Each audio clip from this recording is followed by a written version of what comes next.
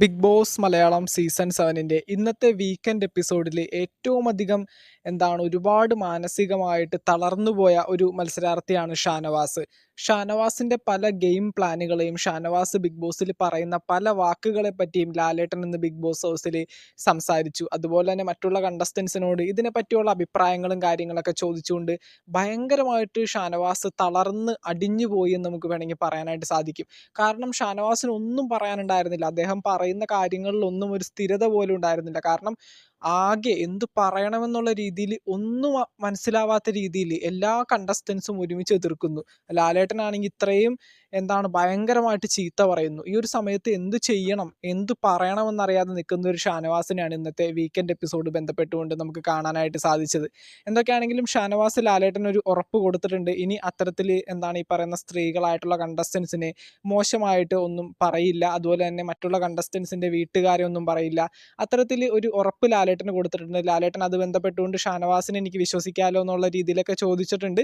ബാക്കിയുള്ള കാര്യങ്ങളൊക്കെ മനസ്സിൽ നിന്ന് മറന്നേക്കൂ, ഇനി അടിപൊളിയായിട്ട് ഗെയിമും കാര്യങ്ങളൊക്കെ മുന്നോട്ട് കൊണ്ടുപോകണം എന്നുള്ള രീതിയിലൊക്കെ ഷാനവാസിനെ ലാലേട്ടൻ ഉപദേശിക്കുന്നതൊക്കെ നമ്മൾ ഇന്നത്തെ എപ്പിസോഡിൽ കണ്ടതാണ്.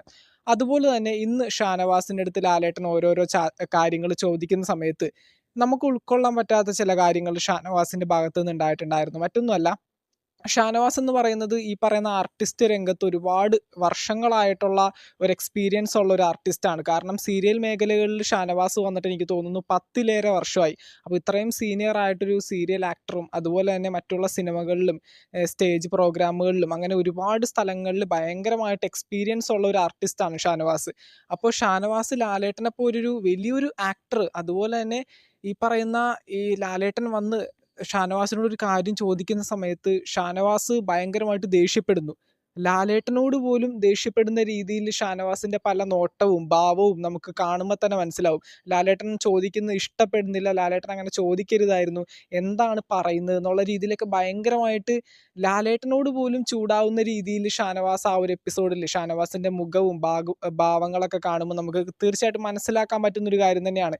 ലാലേട്ടൻ അത് എടുത്ത് ചോദിക്കുകയും ചെയ്തു ഷാനവാസിന്റെ അടുത്ത്. എൻ്റെ അടുത്ത് ദേഷ്യം തോന്നിയിട്ട് ഒരു കാര്യവുമില്ല ഷാനവാസെ, പറയാനുള്ളത് പറയാതിരിക്കാൻ വയ്യ എന്നുള്ള രീതിയിൽ. ലാലേട്ടൻ്റെ ജോലിയാണത്. ലാലേട്ടൻ തീർച്ചയായിട്ടും ബിഗ് ബോസിന്റെ ഹോസ്റ്റ് എന്നുള്ള രീതിയിൽ അവിടെ വന്ന് നിൽക്കുമ്പോൾ തീർച്ചയായിട്ടും ആ ഒരു ബിഗ് ബോസ് ഹൗസിലുണ്ടായ എല്ലാ കാര്യങ്ങളെപ്പറ്റി സംസാരിക്കേണ്ടി വരും. ബിഗ് ബോസ് ഹൗസിലുള്ള പല കണ്ടസ്റ്റൻസിനെയും സ്നേഹിക്കേണ്ടതും ദേഷ്യപ്പെടേണ്ടതും ചീത്ത പറയേണ്ടതായിട്ടുള്ള പല സാഹചര്യങ്ങളും വരും. ഇതൊന്നും ലാലേട്ടൻ സ്വന്തം ഇഷ്ടപ്രകാരം അല്ലെങ്കിൽ വേണമെന്ന് വെച്ചുകൊണ്ട് ചെയ്യുന്ന കാര്യങ്ങളൊന്നുമല്ല. ഈ പറയുന്ന കണ്ടസ്റ്റൻസ് ബിഗ് ബോസ് ഹൗസിൽ വന്ന് നിൽക്കുന്ന സാഹചര്യങ്ങൾക്കൊത്താണ് ലാലേട്ടൻ ഇവരോട് സംസാരിക്കുന്നത്. അപ്പോൾ എന്തൊക്കെയാണെങ്കിലും അതിൻ്റെ പേരിൽ ലാലേട്ടനോട് ഷാനവാസ് എന്നല്ല ബിഗ് ബോസിൽ ഒരു മത്സരാർത്ഥിയും ദേഷ്യപ്പെട്ട് സംസാരിച്ചിട്ട് യാതൊരു കാര്യവുമില്ല. ആ പാവത്തിന് ഇതൊന്നും അറിയാൻ പാടില്ല. പുള്ളിക്കാരൻ്റെ ജോലി ചെയ്യുന്നു. ബിഗ് ബോസിൽ പറഞ്ഞു വിട്ടിരിക്കുന്ന കണ്ടസ്റ്റൻസ് അവരവരുടെ ജോലി കൃത്യമായിട്ട് ചെയ്യുകയാണെങ്കിൽ ലാലേട്ടൻ ഇത്തരത്തിൽ ശകാരിക്കേണ്ട ആവശ്യമൊന്നും വരത്തില്ല. അപ്പോൾ തീർച്ചയായിട്ടും ഇനിയെങ്കിലും ഷാനവാസിൻ്റെ സ്വഭാവത്തിൽ തീർച്ചയായിട്ടും മാറ്റങ്ങൾ വന്നില്ല എങ്കിൽ തീർച്ചയായിട്ടും ഇപ്പോൾ ഉള്ള ആ ഒരു സപ്പോർട്ട് കൂടി ഷാനവാസിന് ഇല്ലാതാക്കപ്പെടും. ഇനിയപ്പോൾ വളരെ ചുരുക്കം ദിവസങ്ങൾ മാത്രമേ ബിഗ് ബോസ് മലയാളം സീസൺ 7 ബാക്കിയായിട്ട് വരുന്നുള്ളൂ.